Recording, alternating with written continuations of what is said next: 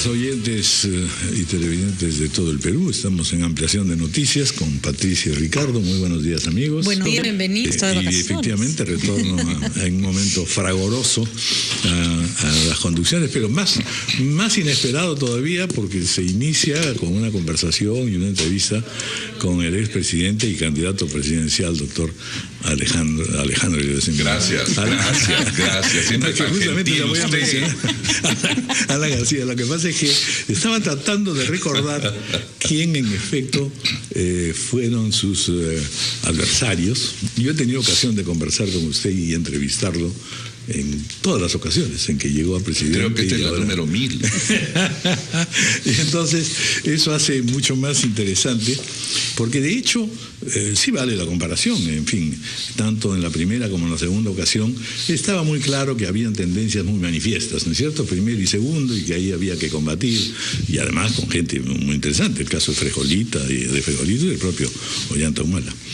Pero esta vez, en primer lugar, tenemos un florilegio absolutamente increíble, ¿no es cierto? 19 personas, a cual más simpática, agradable, encantadora, y al mismo tiempo con una inventiva que nos está llevando a Disneylandia, ¿no es cierto? Pero en fin, es lo primero que le pregunto. En realidad, no hay duda que entre la primera, la segunda y la tercera oportunidad hay grandes diferencias, y sobre todo también de ubicación y también de favoritismo y de posibilidades suyas. Esta vez, según todas las encuestas, no le está yendo muy bien. Era inevitable que comience psicológicamente usted, ¿cómo se siente Era usted? inevitable que comience usted hablando de las encuestas, pero digamos que demuestran las tres últimas elecciones presidenciales y las encuestas es que los que aparecen en enero en primer o segundo lugar pierden la elección.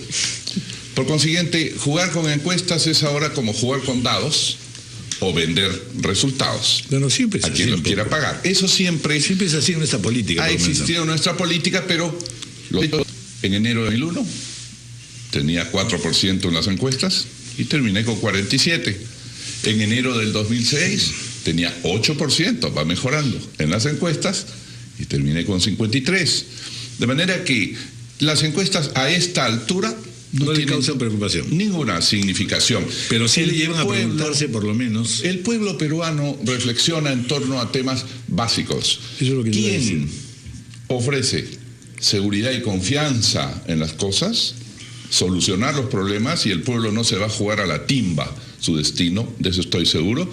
Y en segundo lugar, lo que el pueblo busca es los grandes lineamientos de la política, y de alguna manera hechos y no palabras. Bueno, pero ahí hay varias cosas interesantes en lo que usted dice. En primer lugar, cuán cambiante, cuán ilusionante, cuán distinto es lo que usted dice en relación con lo que le espera al Perú. Este es un tema que está amenazando a todos los candidatos. Es decir, bajemos a tierra, digamos cuáles son las cosas fundamentales.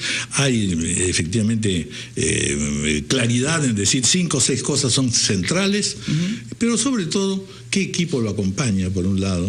Y en segundo lugar, ¿qué capacidad tiene usted de aceptar que una vez que, en el supuesto que usted ganara, a cualquiera de los candidatos le va a ocurrir un tema? Es decir, van a tener que buscar coaliciones, acuerdos, consensos, porque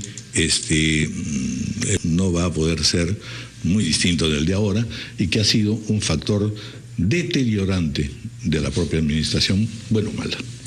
Su pregunta tiene dos aspectos. El primero es cuáles son los temas y cómo se abordan, que es el problema, para que acerquen el mensaje del candidato a las personas. Y creo que en eso estamos de acuerdo en todo. Como elemento más atractivo a la población que demuestre convicción en la seguridad, lo estábamos mencionando como participación de las Fuerzas Armadas, es un tema que discuten algunos, la atención en la salud en los hospitales, que no alcanza a satisfacer a las personas, y que sostenemos en Alianza Popular que sí se puede, a través de una centralización de los muchos fondos de salud que tenemos, mejorando el ingreso de los médicos por servicios que presten, algo así como ha ocurrido en el Hospital de Solidaridad, pero sin privatizar los servicios. En fin, abordar temas como la dictadura de la SUNAT. ¿A dónde voy? se ve la SUNAT como una sanguijuela, que lo único que hace es cerrar negocios, explotar personas, sin tener éxito realmente en aumentar la proporción de la recaudación y los impuestos en el Perú. La segunda parte de su pregunta es sobre la necesidad real. Y yo lo he dicho, nadie solo, ningún partido aislado, por sabio que fuera, puede solucionar el grave riesgo que está viviendo el Perú, y hablemos después de eso. Por eso hemos comenzado, por hacer una alianza con un viejo rival, pero eso no cierra la puerta a que hasta la elección o después de la elección continuemos aglutinándonos para ofrecerle un frente sólido al Perú. Ahora, doctor García, y con eso termino para que nuestros compañeros también pregunten, naturalmente.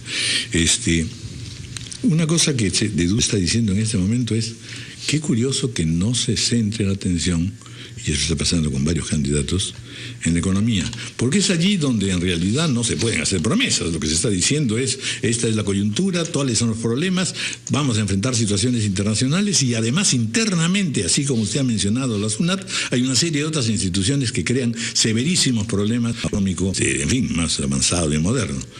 ¿Por qué esta ausencia de tocar el tema económico, que naturalmente, más que asustar al elector, le daría un examen de cuáles son los que saben más del asunto y tienen ideas más claras? Bueno, no sé los otros candidatos. En lo que a mí toca, lo primero que he dicho en mi programa de gobierno y desde mi primer mensaje en el Coliseo Chamochumbi es que ofrecemos crecer 6%. Eso les parece muchísimo a algunos, a mí me parece poco. Y creo que el Perú tiene los recursos, a través de la confianza, de terminar con los trámites, de solucionar el problema de la SUNAT, de hacer obras inmediatas y hasta financiadas por el sector privado, que pueden dar muchísimo trabajo, y hacer obras públicas como las pistas y veredas o como el agua potable, que este gobierno lamentablemente abandonó y no ha hecho una sola nueva gran obra en Lima. Pero creo que la economía, si me permite un minuto, está viviendo un grave riesgo. Todavía no vemos en los hogares la catástrofe hacia la que podemos estar yendo. Tenemos un crecimiento mínimo de 2%, 2.7, 2.8 para el próximo año. Ya llevamos 3 años en ese nivel. Tenemos déficit, que es deuda. Estamos gastando más de lo que ingresa por el bajo crecimiento. Y hemos tenido déficit de 0.4, de 2.7, el próximo año será más alto.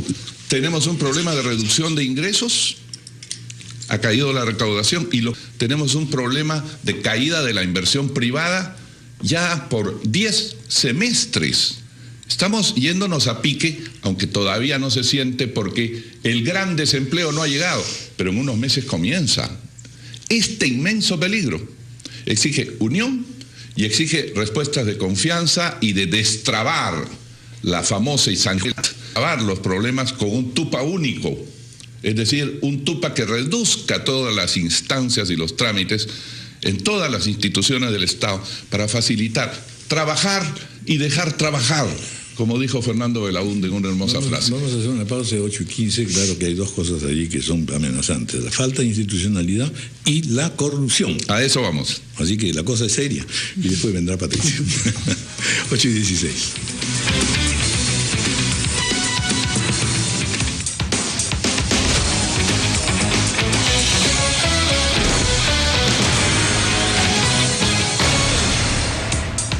Este programa llega gracias a AFP Integra, reconocida como la mejor AFP del Perú, según la prestigiosa publicación Global Banking and Finance Review.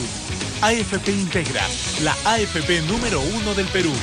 Los líderes mundiales en salud sexual masculina. www.bostonmedical.com.pe. CICE, formando profesionales en 12 carreras de alta demanda laboral. Inicio de clases 1 de febrero. Y nuevo proyecto Sarasota, la mejor playa de los Estados Unidos.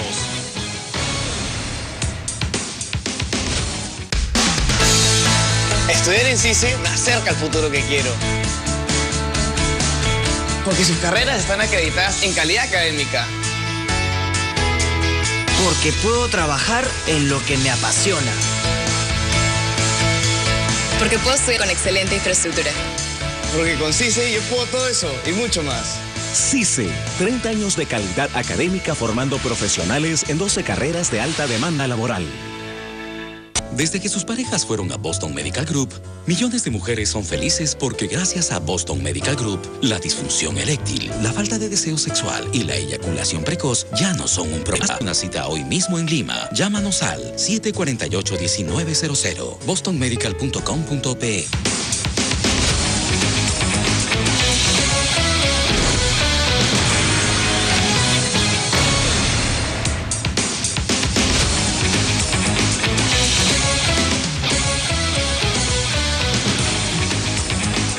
Con respecto a su experiencia.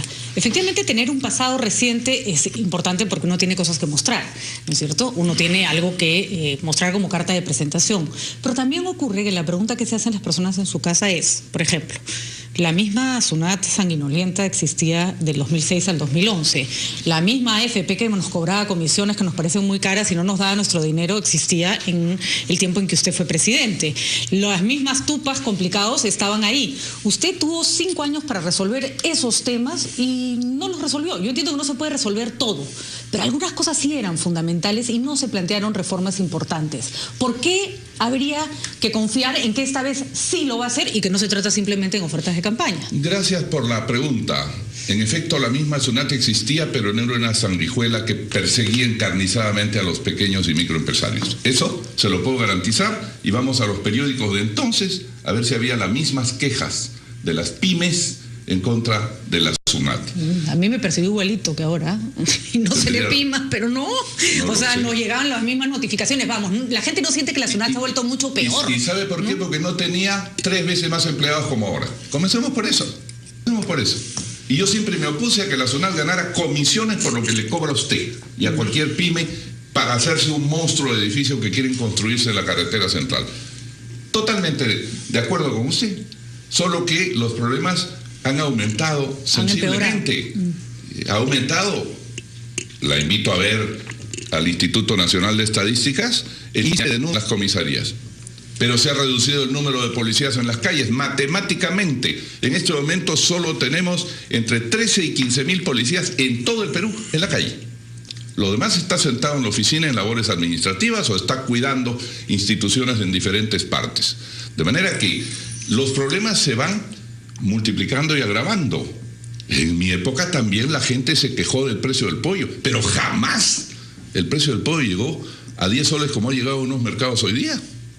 Entonces las situaciones son diferentes. Convengo que siempre ha habido problemas, pero creo que no eran de la gravedad a la que nos ha precipitado, como he dicho hace un momento, la caída de la inversión privada pequeñita y grande. Eso no ocurría en mi gobierno. La pregunta de Patricia me recuerda en realidad una expresión que fue motivo de candidatura del doctor Manuel Prado. Tú lo conoces, vota por él. Aquí el riesgo es que justamente sea lo contrario. Tú lo conoces, no votes por él. Bueno, ahí está pues el tema de la campaña y de la reflexión, que no hay que anticipar así, ni jugar malévolamente a él. Dejemos al pueblo peruano pensar. Hay 13.000 pueblos electrificados que en algún momento pensarán, bueno, por lo menos este señor y su gobierno hicieron esto. Hay carreteras. El otro día fui, se los cuento porque me es suficiente en la vida, de Chiclayo a Chota y Cutero en 3 horas. Y bajé en 2 horas y media con velocidad. Antes se hacía en 14 horas y se destruían todos los automóviles, se atrevían a hacer la trocha pedregosa que era aquello. De acuerdo, bueno, pero alguna gente tendrá buenos recuerdos cuando ve el Estadio Nacional, cuando ve los colegios emblemáticos. Pero entonces, ¿cuál es la propuesta concreta, doctor García? Porque entiendo que una SUNAT no tiene que ser persecutoria, pero vivimos de los impuestos. Y es verdad que, así como hay muchísima gente a la que ahorcan, hay muchísima gente que los impuestos y que podría pagarlos perfectamente. Finalmente la propuesta, PPK es bastante claro con respecto a que va a bajar determinados impuestos, va a arreglar otros. El señor Kuczynski. El señor Kuczynski, efectivamente. ¿Cuál es la propuesta concreta para que aligerar la SUNAT, pero aumentar la recaudación? Volver a crecer, Patricia, volver a crecer. El Perú, si creciera 8%, no sentiría a la SUNAT como una sanguijuela, aunque sus múltiples empleados buscaran sacarle la sangre a la gente, porque habría más y mejor posibilidad de entregar. Con un país que crece al 2%, primero el Estado está angustiado porque no tiene impuestos y por consiguiente tiene que enviar más a sus esbirros de la SUNAT. Y en segundo lugar, con un país al 2%, el pequeño y microempresario está en quiebra. ¿Quiere que haga un meeting frente al nuevo edificio de la SUNAT con los miles de pequeños y microempresarios a los que ha cerrado la SUNAT? Pero ¿cómo hacemos si, por ejemplo, le pongo un ejemplo de unas cifras que son mundiales, no son del Perú? Hay 62 personas en el mundo que ganan más dinero que toda la mitad más pobre de todo el planeta. Sí, podemos seguir creciendo, pero puede pasar, y esa es una percepción de su anterior gobierno, que hay un grupo que se va a seguir beneficiando con el crecimiento y otros a los que no les va a llegar.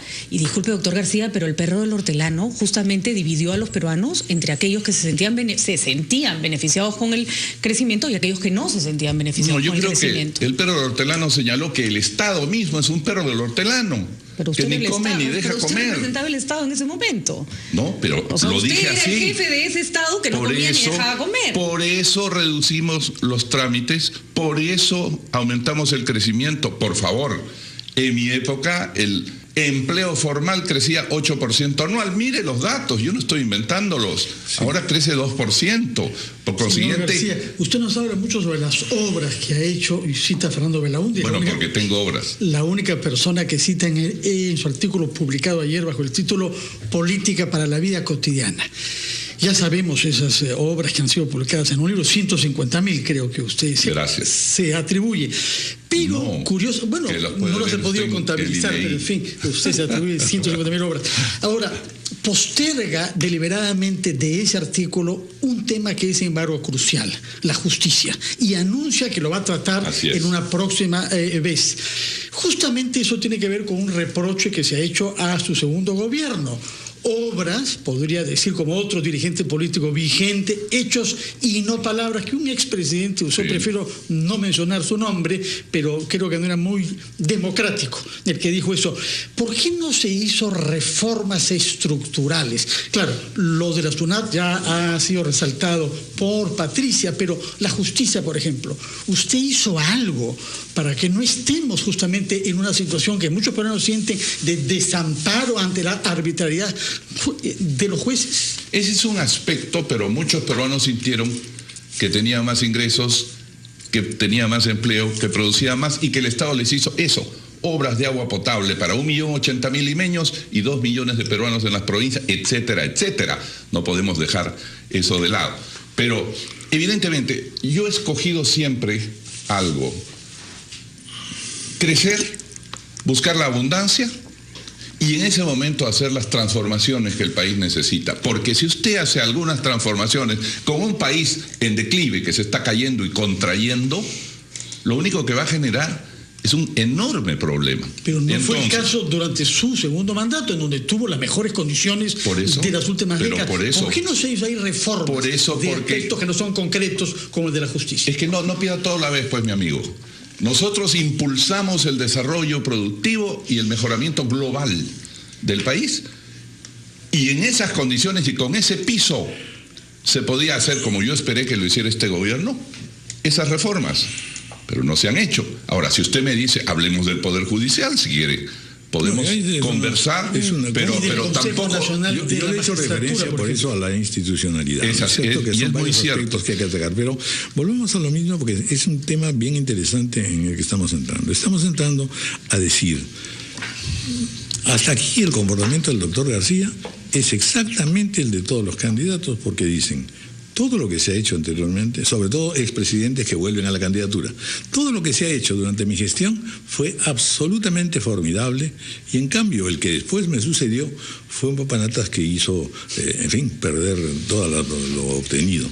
En realidad nadie dice con franqueza que hay circunstancias internacionales que son para nosotros, no me las ha preguntado, absolutamente determinantes. Pero pregúntemela si se lo digo. Bueno, dígame pues entonces. Como por eso obviamente es que aquello que usted dice que no ha hecho Humala, en gran parte se debe a que hay pues fallas institucionales internas, pero de hecho han ocurrido una serie de cosas afuera que ni a usted ni a ningún mago podrían Perdone, ¿usted perdió la memoria ya?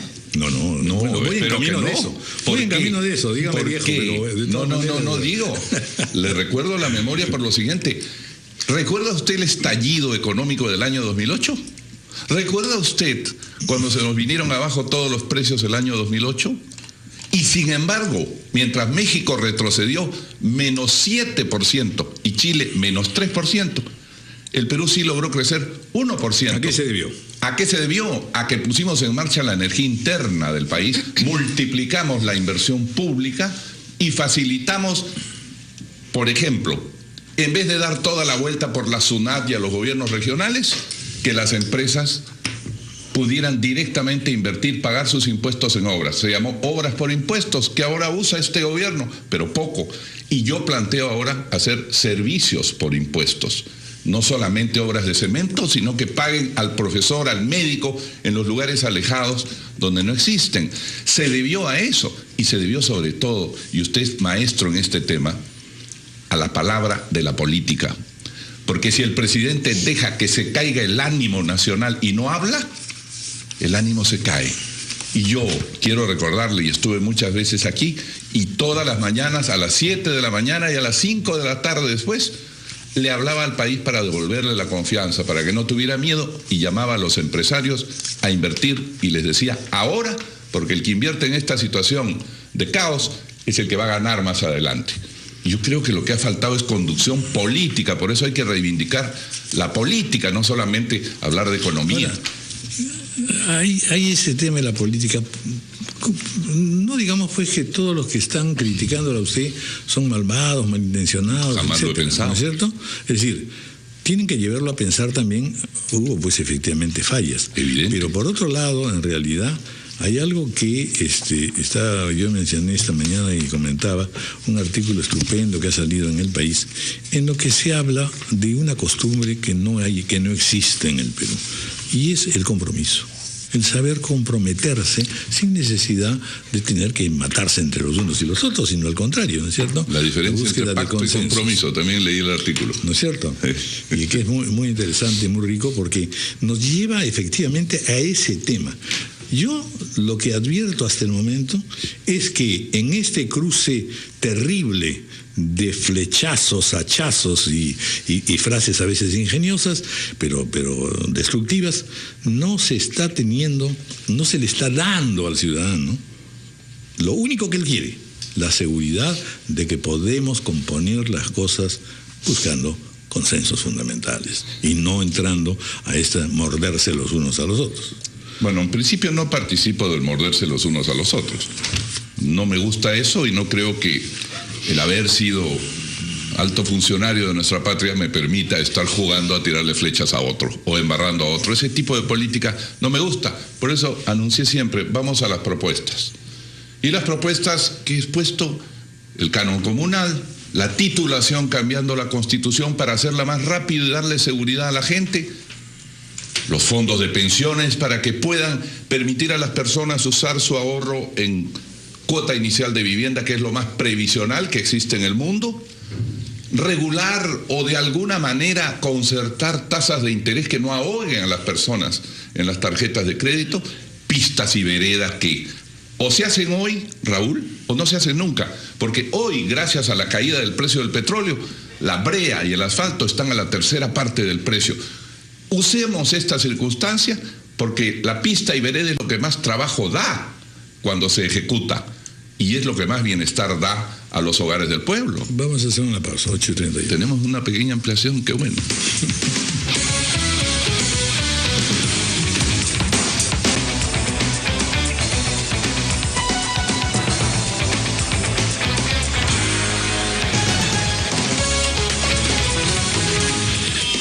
Cosas en las cuales a propósito de esta campaña se insiste y se comenta también en los medios.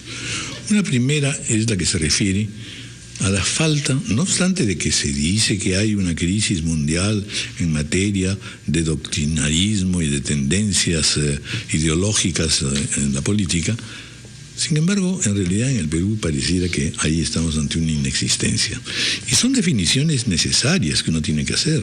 Es decir, cómo voy a comportar con el capital privado, qué voy a hacer con las Fuerzas Armadas, qué voy a hacer con mis enemigos políticos y básicamente, como usted ya lo ha señalado, con mi pueblo que está necesitado, etcétera, etcétera. Entonces, por eso es que se le pide al candidato, dígame usted en pocas palabras, qué cosa es, no lo que nos está prometiendo, sino de qué punto ideológico y de proposición parte y de compromiso. En ese sentido, al final uno distinguirá mejor preparación intelectual, ideológica e histórica que aquel pues que simplemente improvisa y dice voy a ofrecer que las corvinas naden fritas con su limón, ¿no es cierto? Que es una ideología, por supuesto, muy nativa, dicho sea de paso. Pero, a ver, dígame usted exactamente de dónde parte. Usted tiene experiencia del socialismo, de Mitterrand, etcétera. Es decir, ha estado ahora entusiasmado y ha producido un libro monumental sobre China. Así que veamos quién es este Alan García desde el punto de vista de su organicidad intelectual y programática. Bueno, yo soy aprista y APRA significa democracia social de pan con libertad, como lo dijo allá del actor. Es decir, necesitamos fortalecer el Estado defendiéndolo de la agresión externa del capitalismo que busca su comodidad y no hacer crecer al país fácilmente. Necesitamos fortalecernos descentralizando las actividades del país para hacer llegar los recursos a los más humildes. El objetivo es hacer una democracia de obras concretas y de educación para los más pobres. Eso es el APRA. Y al extremo respetamos la ideología que cuando hemos hecho una alianza electoral y de gobierno no la hemos hecho con cualquiera, sino con alguien que tiene también pergaminos desde hace mucho, sus encíclicas papales, la economía social de mercado alemana. ¿Y los 12 apóstoles? Los 12 apóstoles deben estar cerca a otro candidato. No. ¿Pero estuvieron muy cerca de usted? No. En el gobierno en el que me consideraban ultraizquierdista en 1985-90, porque yo entiendo que si usted no convence o obliga a los que tienen recursos y saben hacer empresas y crear trabajo, usted no tiene cómo movilizar el país solamente con el Estado. Marcha hacia un socialismo. Dígame una cosa. De cada 5 soles que se invierten en el Perú, 1 sol lo invierte el Estado. Los otros 4 lo invierte la empresa privada. Y si usted no habla con ella, les llamen o no los 12 apóstoles, pues no logra convencerlos para que crezca el país. Esa ha sido mi obsesión. El objetivo de mi vida es hacer que el Perú sea el primer país de América Latina. Y el objetivo de mi vida es que desaparezca la pobreza. Después seguramente que yo no esté, pero que desaparezca. Eso es todo lo que yo quisiera en mi vida. Es curioso, doctor García, porque a pesar de que en su gobierno hubo más recursos y hubo un crecimiento más sostenido, hubo también mucho más conflictividad social. Bagua es un triste recuerdo en la memoria de todos los peruanos y su intención de voto en la selva es bastante baja, si no nula. Esa es la consecuencia de una política que alentó mucho la inversión privada y no miró de pronto minorías. Y aprovecho el contexto de la pregunta para preguntarle algo que ya puso en tapete el candidato Julio Guzmán. ¿Usted respetaría la consulta previa aprobada por este gobierno de salir elegido presidente de la República? La consulta previa es una institución proveniente de un acuerdo internacional del que somos parte y la consulta previa ha sido respetada por mi gobierno, solo que sabíamos manejar mejor las cosas con consulta previa, con audiencias. ¿Quién firmó la importantísima mina de las Bambas, que va a aumentar recién ahora 1% el Producto Bruto Anual? Mi gobierno. Toromocho, firmada en mi gobierno. La ampliación de Cerro Verde, la ampliación de Sauder. Dejamos lista Quellaveco con aceptación de la población. Entonces, siempre hemos sido eso, pero no hemos sido incapaces de saber convencer a las personas. Y le digo, en todos los gobiernos hay conflictividad y a veces se producen hechos lamentables que desearíamos no se produzcan. Pero lo importante es respetar la democracia. Hoy hay una ley de consulta previa, ya no es simplemente un ejercicio como se hacía en su gobierno, que se consultara. Es una ley que se aprobó en Bagua, además, como símbolo de lo que había ocurrido ahí. ¿Qué vamos? Tuvimos en la carretera tomada 50 días a una población Justamente porque se estaba dialogando. Pero no se olvide, Patricia, que lo que ocurrió... que desgraciadamente terminó a patadas. Sí, pero lo que ocurrió... No, perdón. El premier Jude Simon hacía un diálogo diario y permanente, buscando una solución, pero había una situación de diálogo de sordos, porque lo que se descubrió al final fue que eran los paramilitares, los humanistas de entonces, y ahí están los parlamentarios de la época, haciendo que al final eso fuera un asesinato de 20 policías primero, y luego la muerte de 10 pobladores cuando la policía reaccionó.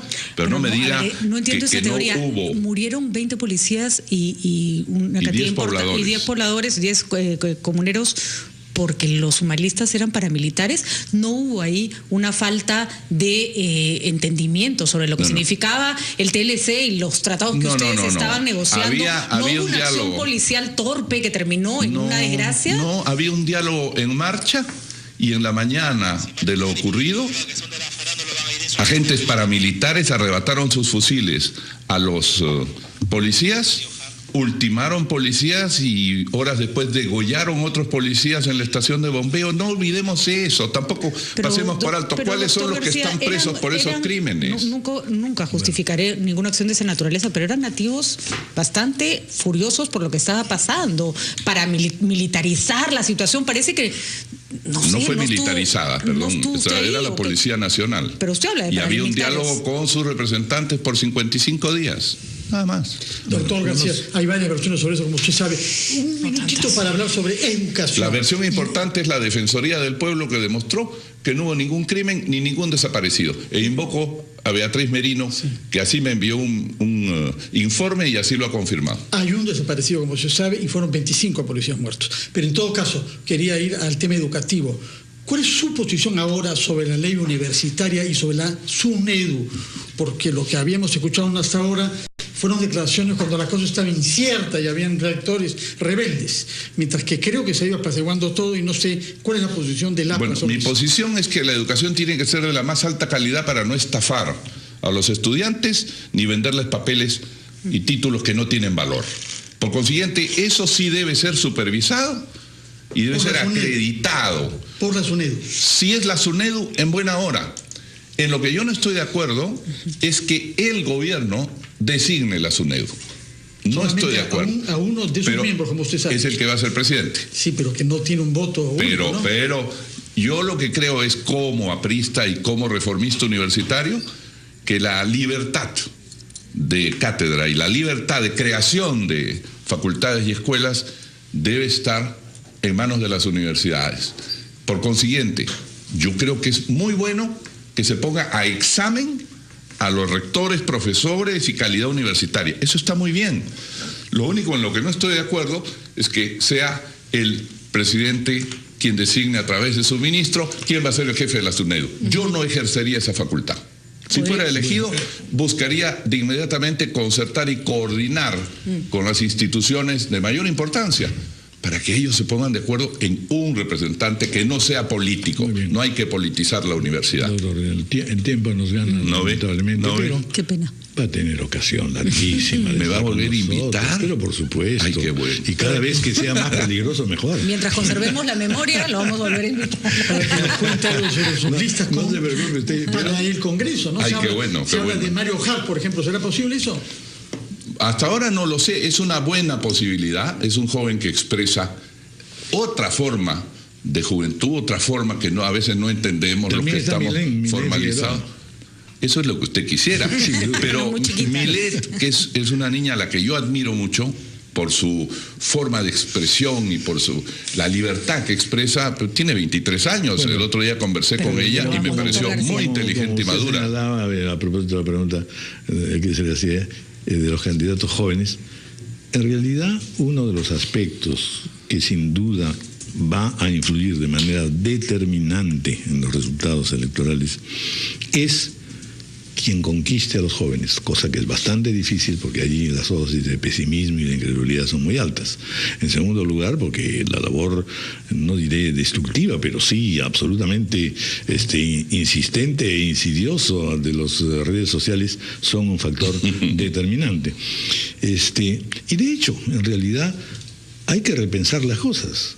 se tenga la edad que se tenga, se sea candidato de 25 o de 50 o de 70 años y quizás hasta de 90, lo importante es que se tenga muy presente que estos cambios son sustantivos y obligan a los políticos a repensar muchas cosas. Y comprender que la juventud no puede pasar a través del aro de nuestra forma de entender el mundo. A propósito de esto que se ha hablado de Mario Hart, yo pensaba, hay personas que rechazan y dicen, pero eso es parte de la televisión, parte de programas de entretenimiento. Le digo, pero gran cantidad de jóvenes viven de eso, están atentos a eso. ¿O usted quiere que, como en nuestra época, tengan el libro del marxismo bajo el brazo, del APRA bajo el brazo? Eso sí, no sería malo tener un libro bajo el brazo. Un poco pasó, eso pasó un poco, y no descarto que leen, pero otros libros. De manera que yo creo que no hay que cuestionar entender a la juventud. Yo creo que no hay que cuestionar al personaje. En todo caso, Mario Hart, si quiere ser candidato al Congreso, está en su derecho como cualquier ciudadano peruano que cumpla los requisitos. El problema es que cuál es la lectura de eso para un partido que está apostando por la política seria y que lleva a las dos figuras políticas más importantes del Perú. Huele a desesperación, doctor García. Mario Hart huele a desesperación. Pero ¿usted ya tomó la decisión? No, yo digo que huele nomás. Si la tomó, infórmeme, porque yo soy el primer enterado de que usted ya la tomó. No sé de cuál decisión hablamos, se tomó un montón de decisiones en mi vida. Vacante porque Miret Figueroa, para su pesar, no puede ser candidata si tiene 23 años. Usted puede ocupar ese sitio, lo invito. Difícilmente, estoy contento con mi trabajo. Si estamos designando listas parlamentarias, continuemos. ¿Y en hija quién ponemos?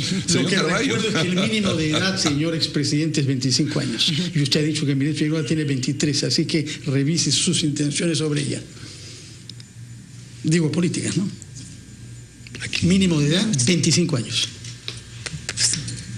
En fin, es una cosa. Mencionó que Milet Figueroa tenía 23 años. No entendí la pregunta, pero me parece que ha sido una entrada en falso. Raúl. Bueno, no, estamos ya con el tiempo. Como digo, vamos a seguir. Mire usted, la verdad es que sabemos además que en términos de show usted ayuda mucho en realidad, o sea que no hay nada que hacer, pero digo, para hacer un programa entretenido. Pero lo importante en este caso es, una vez más, picante este programa. Digamos, lo medular en realidad es poder recuperar un relativo grado de conciencia y de capacidad de discusión de las cosas. Fíjese usted cómo este programa ha caminado con preguntas serias, pero donde más nos hemos encendido algunos es precisamente, a ver, ¿quién ha elegido? ¿Quién es esa bailarina? ¿Qué pasa? ¿No? Porque estamos en ese nivel y podríamos preguntarle qué ropa usa, importada o no importada. ¿Va usted que estuvo en París a comprar ropa en París? Casi hemos llegado a ese nivel, sí. Bueno, hay que hacer un verdadero esfuerzo de ser serios. Totalmente. Y no entrar en ese juego. Por eso comenzaba porque ese diciendo, juego es falta de respeto al ciudadano. Eso, exactamente. Usted lo ha dicho y creo que tenemos que respetar al ciudadano y no caer en esos juegos. Gracias. Pero, por eso he dicho, guardemos la serenidad, esperemos la reflexión del pueblo y ofrezcamos lo que el pueblo quiere. Solución a temas concretos como la titulación, la SUNAT, el agua potable, la solución a los problemas de los trámites y la seguridad. Eso es lo que ofrecemos en el marco de mayor crecimiento. Y dirán, ¿y cómo sabemos que crecerá? Bueno, por sus obras los conoceréis. Y será materia de otra reunión más específica. Solo para terminar, Raúl, ¿correrá hasta el final, doctor García, sea cual sean los resultados en las encuestas, o se retiraría si no alcanza un porcentaje determinado? He escuchado que un candidato dice que ojalá le quitaran la necesidad de llegar a Palacio, ¿no? Usted sabe, yo no estoy en esa lógica de retiros, no. Cuando entro en algo, lo llevo hasta el final y le garantizo que lo llevaré a la victoria. Bueno, muchas gracias, doctor Alan García. Son 8:50 de la mañana. Ha sido una entrevista sumamente interesante y continuaremos. Continuaremos.